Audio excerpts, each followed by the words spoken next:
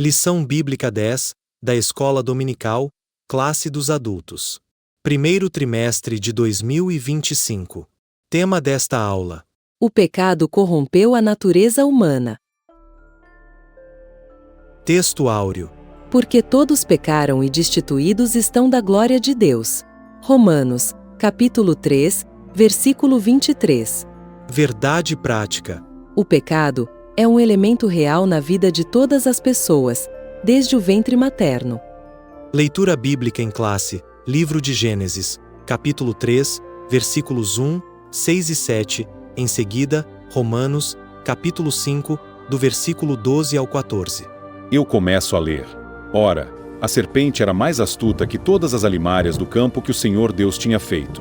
E esta disse à mulher: É assim que Deus disse: Não comereis de toda a árvore do jardim? E vendo a mulher que aquela árvore era boa para se comer, e agradável aos olhos, e árvore desejável, para dar entendimento, tomou do seu fruto, e comeu, e deu também a seu marido, e ele comeu com ela. Então, foram abertos os olhos de ambos, e conheceram que estavam nus, e coseram folhas de figueira, e fizeram para si aventais. Agora vamos ler Romanos, capítulo 5, do versículo 12 ao 14. Pelo que, como por um homem entrou o pecado no mundo, e pelo pecado, a morte, assim também a morte passou a todos os homens, por isso que todos pecaram. Porque até a lei estava o pecado no mundo, mas o pecado não é imputado não havendo lei. No entanto, a morte reinou desde Adão até Moisés, até sobre aqueles que não pecaram à semelhança da transgressão de Adão, o qual é a figura daquele que havia de vir. Introdução. O ser humano criado em santidade à imagem de Deus foi corrompido pelo pecado de tal modo que somente em Cristo é possível a sua restauração a Deus. O capítulo 3 de Gênesis relata como o pecado entrou na humanidade, e em Romanos 5, o apóstolo Paulo mostra a extensão dessa corrupção em todos os seres humanos. A presente lição pretende mostrar a origem e a dimensão do pecado na humanidade e refutar à luz da Bíblia as principais crenças inadequadas. Ponto 1. A doutrina bíblica do pecado e sua extensão. Subponto 1. O autor do pecado. Adão podia comer livremente de toda a árvore do jardim, mas foi advertido para não comer da árvore da ciência. Do bem e do mal, dela não comerás, porque, no dia em que dela comeres, certamente morrerás. Gênesis 2, versículo 17. A Bíblia nos conta que o autor do pecado, a serpente que enganou Eva, é o próprio diabo e Satanás, a antiga serpente. O maioral dos demônios. Era originalmente o querubim ungido, perfeito em sabedoria e formosura, Ezequiel 28, do versículo 12 ao 15, que se rebelou contra Deus e foi expulso do céu, conforme Isaías 14, do versículo 12 ao 15. Com sua queda, vieram com ele os anjos, que aderiram à rebelião, e uma parte deles continua em prisão. Essa é uma possível explicação para a origem dos demônios. A intromissão da serpente no jardim já era o querubim expulso agindo por meio dela. Assim, o pecado não teve a sua origem no Éden. 2. Foram abertos os olhos de ambos. Quando o casal comeu do fruto proibido, ambos perceberam que estavam nus, envergonharam-se e procuraram se esconder da presença de Deus. Era a ruptura imediata da comunhão com o Criador, é a morte espiritual, pois morte significa separação.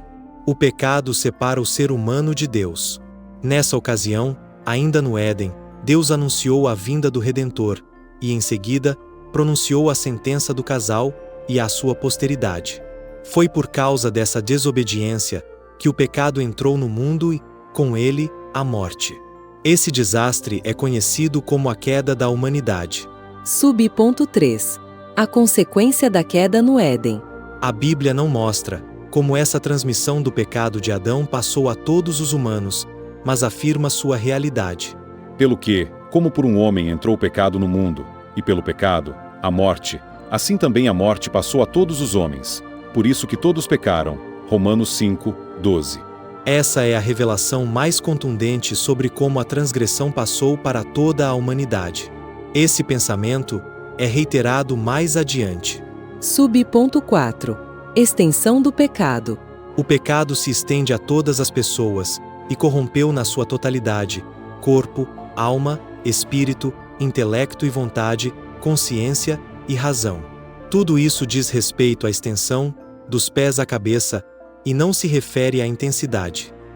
O ser humano está incapacitado de conhecer a Deus por seus próprios esforços. Mas a imagem de Deus, no ser humano caído, não foi erradicada, está desfigurada, mas não aniquilada.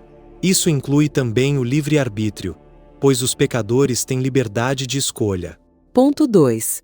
A heresia que nega o advento do pecado. O pelagianismo. O pelagianismo é a heresia mais antiga na história da Igreja no tocante à pecaminosidade no gênero humano. O nome vem de Pelágio, monge erudito britânico, que se transferiu para Roma em 409. Foi contemporâneo de Agostinho de Hipona. Conteúdo doutrinário. A princípio, a sua doutrina teve acolhida popular, e não era considerada herética porque parecia se tratar de um assunto meramente ético e não teológico. A controvérsia não foi desencadeada com o próprio Pelágio, mas com Celestio, jurista romano de origem britânica, um dos principais porta-vozes das ideias pelagianas. A fonte da doutrina pelagiana são os escritos dos seus oponentes, não existe nada da lavra do próprio Pelágio. O que se sabe, com certeza, sobre a sua teologia se resume nisto: o ser humano não nasce em pecado, a transgressão de Adão não afeta diretamente os outros, não existe pecado original, não existe a corrupção geral do gênero humano. Esses são alguns pontos do pensamento deles. O pelagianismo foi condenado no Concílio de Éfeso em 431. Resposta bíblica. O pecado original é aquele que veio da queda de Adão. A Bíblia afirma que a transgressão de Adão levou toda a humanidade ao pecado e isso é uma verdade bíblica. Esse homem pelo qual o pecado se estendeu a toda a humanidade é Adão. A evidência incontestável dessa transmissão do pecado de Adão para a sua posteridade é a morte. A corrupção do gênero humano é um fato incontestável revelado nas Escrituras e confirmado na própria experiência humana. Subponto 2. A morte de Jesus em favor dos pecadores. Por essa razão, o Alcorão nega a crucificação e a morte de Jesus.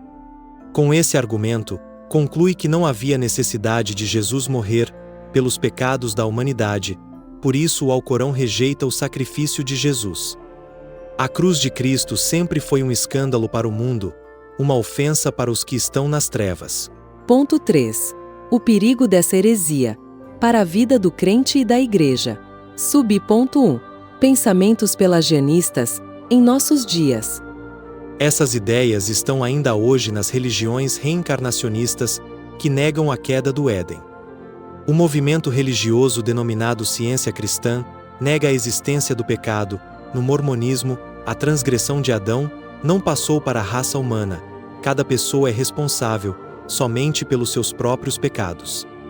Devemos conhecer bem aquilo em que nós cremos e também o ponto de vista do outro para sabermos conversar.